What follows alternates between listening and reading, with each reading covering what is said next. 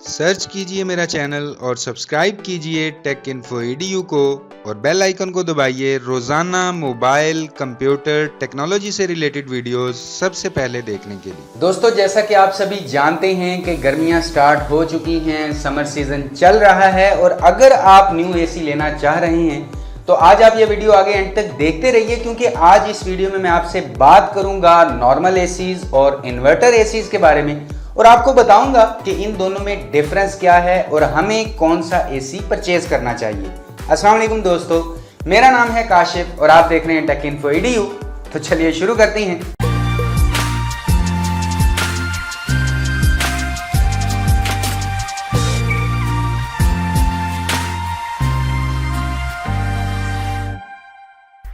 अब दोस्तों, आपने एक बात तो नोट की होगी कि मार्केट में आजकल आपको दो डिफरेंट वैरायटी के एसी देखने को मिलते हैं, जिनमें एक तो है वही नॉर्मल कंप्रेसर वाला एसी जिसमें रोटरी कंप्रेसर लगा होता है और दूसरा है इन्वर्टर एसी, जो तकरीबन 5 साल पहले मार्केट में आना स्टार्ट हुए थे। तब उनकी कीमत बहुत ज़्यादा थी, लेकिन अगर आज की बात करें तो इनकी कीमत में अच्छा खासा डिफरेंस आ चुका है।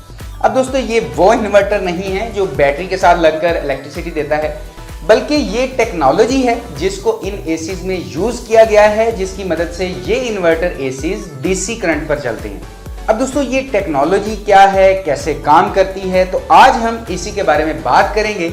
अब दोस्तों, सबसे पहली बात कि जब ये टेक्नोलॉजी नई नई आई थी उस वक्त इसकी कीमत बहुत ज़्यादा थी, लेकिन अब वक्त गुजरने के साथ साथ इसकी कीमत भी कम हो गई है। तकरीबन 20 से 25% तक आपको प्राइस डिफरेंस मिलता है, लेकिन हमारे पुराने वाले नॉर्मल ट्रेडिशनल एसी से अभी भी इन्वर्टर एसीज की कीमत ज़्यादा है। तो अब हम बात करते हैं कि इन दोनों में मेन डिफरेंस क्या है। तो दोस्तों, यहाँ पर ऐसा नहीं है कि इन्वर्टर एसी हर इलाके में अच्छा होता है। कई इलाके ऐसे भी हैं जहाँ पर हमारे जो पुराने एसी थे रोटरी वाले वो अच्छे काम करते हैं। तो आजकल काफ़ी गलतफहमियां हैं और दोस्तों, आप तो जानते ही हैं कि अगर आप एसी खरीदने के लिए किसी शॉप पर जाते हैं और किसी सेलमैन से पूछते हैं कि यार कोई अच्छा एसी दिखा दो, तो वो सेलमैन या शॉप वाला आपको वही एसी सेल करेगा जिस पर उसे कमीशन ज़्यादा मिलेगा, क्योंकि उनको मतलब है कमीशन से। उनको ये मतलब नहीं है कि आपको कोई अच्छी टेक्नोलॉजी वाला या अच्छा एसी दे दे। तो दोस्तों, सबसे पहले मैं आपसे बात करता हूँ नॉर्मल एसीज के बारे में, जिनमें नॉर्मल हमारा जो पुराने वाले एसी हैं उनमें रोटरी कंप्रेसर लगा होता है।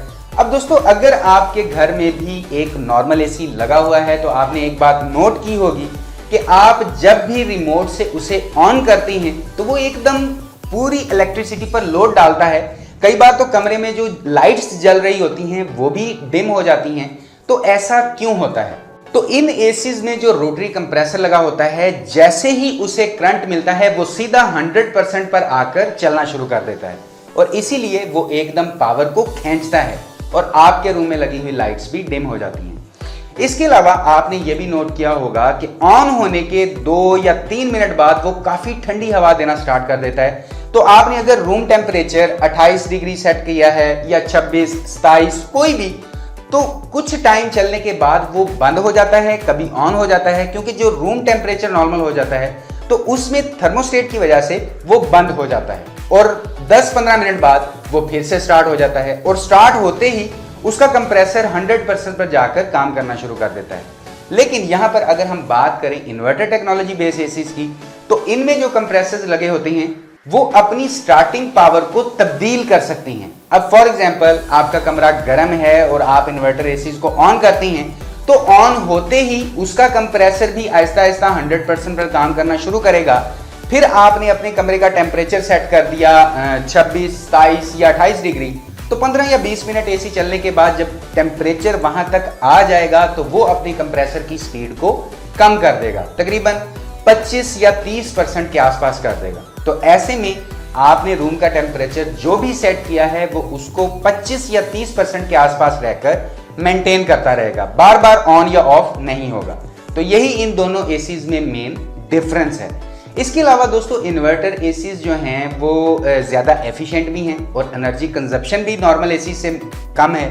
अब नॉर्मल एसी का जो मेन खर्चा है, मान लीजिए कि आपने एसी एक दफ़ा खर्चा करके लगवा दिया 20, 30, 40 हज़ार, लेकिन एसी लगवा लेने के बाद उसका जो महीने के बाद बिल आता है वो बहुत ज़्यादा होता है।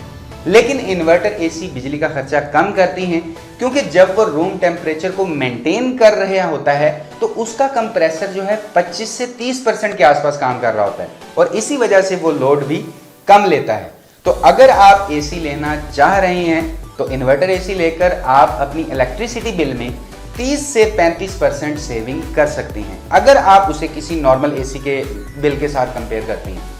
लेकिन दोस्तों अब मैं आपको इनमें डिफरेंस बताऊंगा। तो इन्वर्टर एसी हर इलाके या हर एनवायरनमेंट के लिए अच्छे नहीं होते। जैसे कि अगर आप इंस्टेंट कूलिंग चाहते हैं तो आपको नॉर्मल एसी जिनमें रोटरी कंप्रेसर लगा होता है, हमारे पुराने एसी, वही काम देंगे, क्योंकि उनको जैसे ही आप स्टार्ट करते हैं तो वो इंस्टेंटली 100% पर काम करना स्टार्ट कर देता है। लेकिन इन्वर्टर एसी ऐसा नहीं करते, क्योंकि आप जब उसे ऑन करते हैं तो वो आहिस्ता आहिस्ता स्टार्ट होता है 100% पर जाने के लिए। तो मतलब अगर आप इंस्टेंट कूलिंग चाहते हैं तो नॉर्मल एसी आपके लिए बेस्ट रहेगा।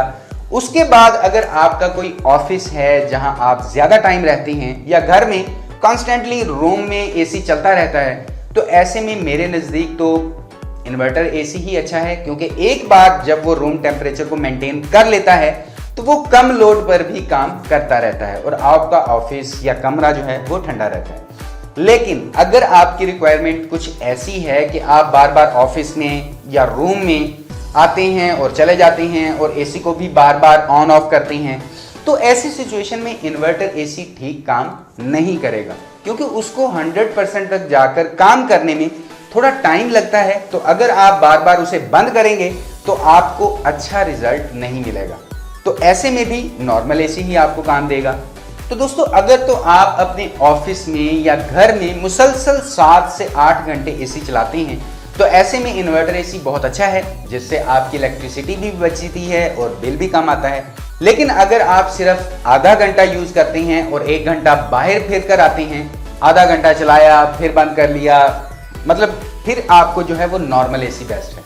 तो दोस्तों मुझे उम्मीद है कि आप अच्छे से जान गए होंगे कि नॉर्मल एसी और इन्वर्टर एसी में डिफरेंस क्या है और हमें अपनी रिक्वायरमेंट के मुताबिक कौन सा एसी परचेज करना चाहिए। तो वीडियो देखने के लिए आपका बहुत बहुत शुक्रिया, और अगर आपका कोई भी सवाल हो या राय हो तो वीडियो के नीचे कमेंट जरूर कीजिएगा। और अगर अभी तक आपने हमारे चैनल को सब्सक्राइब नहीं किया तो टेक इन्फो EDU चैनल को सब्सक्राइब करने के साथ साथ वीडियो को लाइक भी कर दीजिए, अपने दोस्तों के साथ शेयर भी कर दीजिए, क्योंकि मैं आपके लिए रोजाना यहाँ पर इसी तरह की इंटरेस्टिंग वीडियोस लेकर आता रहता हूँ। तो अभी के लिए इस वीडियो में इतना ही। नेक्स्ट वीडियो में इंशाल्लाह मुलाकात होगी। अपना ख्याल रखिएगा। अल्लाह हाफ़िज़।